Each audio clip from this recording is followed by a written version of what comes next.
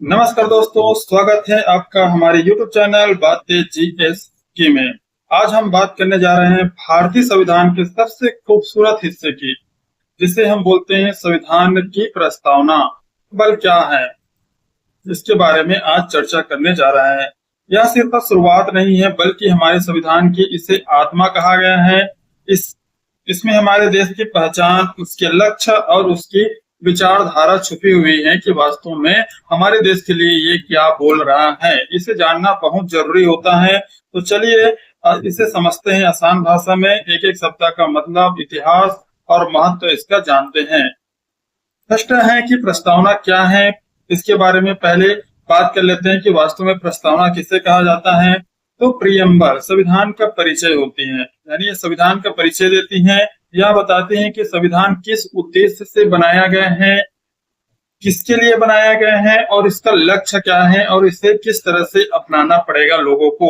यानी अगर संविधान है तो संविधान का उद्देश्य होगा, महत्व होगा और कौन बनाया है और इसका लक्ष्य क्या है कि लोगों को क्या सूचना देना है। ये प्रियम्बल किस लिए बनाया गया है। तो बात करते हैं इसके इतिहास के बारे में। तो भारतीय संविधान की प्रस्तावना 26 नवंबर 1949 को क्या किया गया था, बनाया गया था। बना के इसको रख दिया गया था 1949 को। लेकिन 26 जनवरी 1950 को इसको लागू कर दिया गया। डॉक्टर अंबेडकर ने इसे संविधान की प्रस्तावना को देश की क्या कहा है, आत्मा कहा है कि ये देश की आत्मा है। इसको पढ़ना बहुत जरूरी है और इसके एक एक शब्द को समझना भी जरूरी है।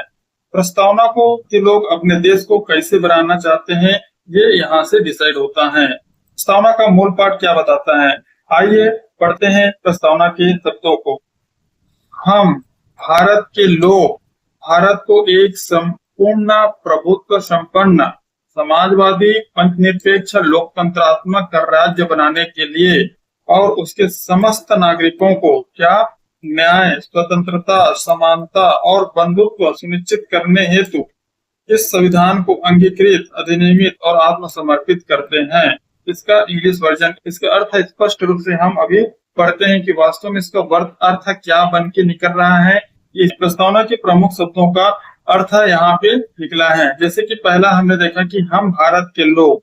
हम भारत के लोग का मतलब समझे तो क्या है हम भारत का लोग।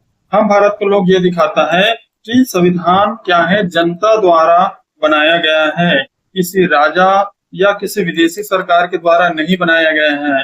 इसी तरह से संपूर्ण प्रभुत्व संपन्न, जिसे सोवरेन बोलते हैं, ये दर्शाता है कि भारत एक पूर्ण स्वतंत्र राष्ट्र है, देश है।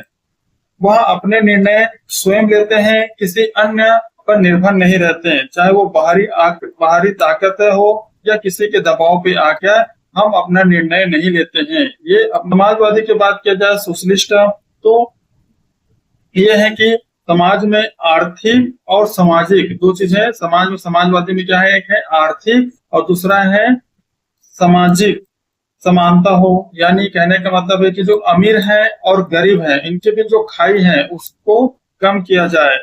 पंथ निरपेक्ष का मतलब क्या है, सेकुलर। सेकुलर का मतलब है कि इस राज्य को कोई धर्म नहीं होगा, यानी राज्य के पास ना हिंदू होगा ना मुस्लिम होगा, कोई धर्म नहीं होगा। ये धर्म स्वतंत्र है और अपने अपने धर्म को मानने का अधिकार है। हिंदू अपना धर्म माने, मुस्लिम अपना धर्म माने और सिख अपना धर्म माने। ये सब क्या है, अपना अपना धर्म मान सकता है। राज्य का कोई धर्म नहीं होगा। सभी धर्म के बारे में बात किया जाए तो गरीब और अमीर के बीच जो खाई है उसको कम किया जाए। राजनीतिक न्याय के बारे में बात किया जाए कि नेक्स्ट है लोकतंत्रात्मक, डेमोक्रेटिक। इसका मतलब समझते हैं कि सरकार है वो जनता के द्वारा क्या होगी, चुनी जाएगी। किसी बाहरी विदेशी के दबाव पे नहीं बैठाया जाएगा या किसी के कहने पर राजा को नहीं बनाया जाएगा। ये जनता के द्वारा चुनी जाएगी। हर नागरिक को वोट देने का अधिकार है। अभी जो बिहार में चल रहा है SIR, जो स्पेशल इंटेंसिव जो रिजर्वेशन डिवीजन है, यानी जो इलेक्शन कमीशन के द्वारा लाया गया है, इसमें एक प्रकार से लोकतंत्र को खत्म करने की बात कही गई है। क्योंकि जिनके पास वोटर आईडी है, जिनके पास राशन कार्ड है, जिनके पास आधार कार्ड है, उनको वोट देने का अधिकार छीना जा रहा है। तो ये एक प्रकार से इलेक्शन कमीशन की लो फॉल देखने को मिल रहा है। गणराज्य के बारे में बात किया जाए, रिपब्लिक के बारे में, तो भारत में कोई राजा या फिर कोई महाराजा नहीं होगा, और होगा तो कौन होगा? राष्ट्रपति होगा। और राष्ट्रपति क्या होगा? जिससे जनता के द्वारा चुनी जाएगी, यानी जनता के द्वारा तो प्रधानमंत्री और उसमें जो सांसद होते हैं उनको चुना जाता है, और सांसद ही है जो अप्रत्यक्ष रूप से किसका चुनाव करते हैं? राष्ट्रपति का चुनाव करते हैं, यानी ये कहीं ना कहीं जनता के द्वारा ही चुना जाता है। ये जो गणराज्य जो बात करते हैं, रिपब्लिकन होना चाहिए, तो वो वंशानुगत नहीं होगा। जैसे राजा का बेटा राजा बना, फिर वो उसके उसके बेटा फिर राजा बन के सरकार बन रहे हैं, ये ऐसा नहीं होगा, वंशानुगत नहीं चले जाएगी, ये जनता के द्वारा चुना जाएगा।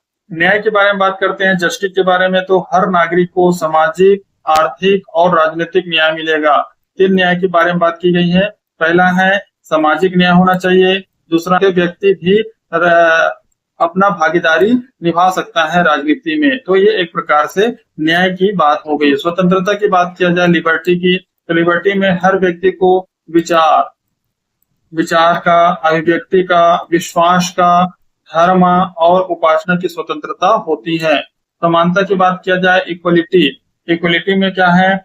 कानून के समक्ष सभी लोग क्या है? बराबर हो, चाहे वो नेता हो या कोई पद अधिकारी हो या फिर एक नॉर्मल आदमी हो या नॉर्मल व्यक्ति हो, वो सब कानून के सामने क्या होंगे? बराबर होंगे, चाहे वो अमीर हो या गरीब हो। बंधुत्व के बारे में बात किया गया है, फ्रेटर्निटी, यानी सभी भारतीयों के लिए भाईचारा की भावना हो ताकि एकता और अखंडता बनी रहे। ये इसलिए बात की गई है क्योंकि भारत में विविधता है, विभिन्न प्रकार के लोग रहते हैं, विभिन्न जाति के, विभिन्न धर्म के लोग रहते हैं, तो ऐसे में बंधुत्व की भावना बनाए रखना जरूरी है, इसलिए इसको जोड़ा गया था। प्रस्तावना का अब देखते हैं इस इतिहास और 42वां संविधान संशोधन क्या बोलता है, कि प्रस्तावना का इतिहास क्या रहा है और 42वां संविधान संशोधन क्या है। पहले तो समझते हैं 42वां संविधान संशोधन, जिसे 1976 में लाया गया था, और इसमें 3 शब्द जोड़े गए थे। एक है समाजवादी, सोशलिस्ट के बारे में बात की गई थी, एक है पंथनिरपेक्ष यानी धर्मनिरपेक्ष यानी सेकुलर की बात कही गई थी, और तीसरा है अखंडता, इंटीग्रिटी। ये 3 शब्द हैं, उसको क्या किया गया था? 1976 में जोड़ा गया था। इसे उस समय जोड़ा गया था जब देश में आपातकाल इमरजेंसी लगा था, इंदिरा गांधी सरकार के समय। लेकिन प्रस्तावना का जो मूल उद्देश्य वही रहा, क्या रहा है कि एक न्यायपूर्ण होना चाहिए, स्वतंत्र होना चाहिए और समान भारत बनना चाहिए। इसलिए ये सब चीज को जोड़ा गया है ताकि इसे एक बंधुत्व के रूप में एक भारत को एक नई दिशा की ओर ले जा सके, जिसमें किसी भी प्रकार की कोई झगड़ा ना हो, किसी भी प्रकार की कोई भेदभाव ना हो। और प्रस्तावना का महत्व देखा जाए तो प्रस्तावना हमें यहाँ याद दिलाती है कि संविधान क्यों बना, यानी पूरे जो संविधान के जो मूल है वो कहीं ना कहीं प्रस्तावना में हमें देखने को मिलती है। यहाँ दिशा और लक्ष्य तय करती है कि हमारा जो देश है उसको कहाँ लेके जाना है, यानी संविधान किस सोच के साथ काम करेगा, ये सब निर्भर करता है। सुप्रीम कोर्ट ने भी कहा दिया है कि प्रस्तावना, संविधान की जो प्रस्तावना है, लेकिन यह लागू करने योग्य नहीं है, इसको हम लागू कर नहीं सकते, यानी इस पर आप मुकदमा नहीं चला सकते, कोई याचिका इसके अनुसार आप सुप्रीम कोर्ट के पास नहीं जा सकते, लेकिन इसके थ्रू आप एक मार्गदर्शन ले सकते हो। ये एक मार्गदर्शन देता है कि संविधान को किस हिसाब से लिया जा सके, यानी ये संविधान से ही निकालकर प्रस्तावना बनाया गया है। तो दोस्तों, आज हमने जाना कि भारत के संविधान में प्रस्तावना का कितना महत्व है, प्रस्तावना शब्द का मतलब समझा। जब आप संविधान की किताब खोले तो सबसे पहले प्रस्तावना पढ़ना मत भूलिए, क्योंकि ये हमारी संविधान की आत्मा है। अगर वीडियो अच्छा लगे तो हमारे YouTube चैनल बातें जीएस की को लाइक कीजिए, सब्सक्राइब कीजिए। मिलते हैं नेक्स्ट वीडियो में। नेक्स्ट वीडियो में बात करने वाले हैं भारतीय संविधान की विशेषता क्या है।